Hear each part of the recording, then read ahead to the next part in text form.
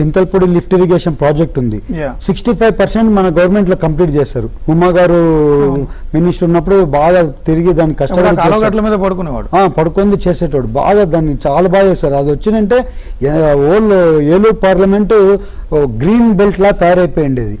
ఇవాళ అది కూడా వదిలేశారు, ఎక్కడ ప్రాజెక్టులు చేయడంలో. ఇవాళ మేము అందరు పోలవరంలో మొన్న పవన్ కళ్యాణ్ గారు కూడా వచ్చినప్పుడు ఏమన్నారంటే, నేను ₹1 నా దగ్గర నుంచే స్టార్ట్ చేస్తాను అన్నారు.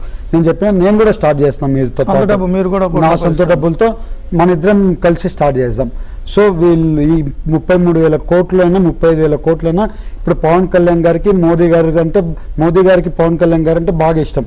సో మేమిద్దరము అక్కడ సెంటర్లో పోరాడి ఎట్లా ఒకటి ఆ నిధులు తీసుకొని వచ్చి మన వాళ్ళకి సక్సెస్ఫుల్ చేసి వీళ్ళందరూ గిరిజనులందరినీ అటు పక్కకు షిఫ్ట్ చేసి వాళ్ళకి మన టీడీపీ హయాంలో చేస్తే బాగుంటుంది.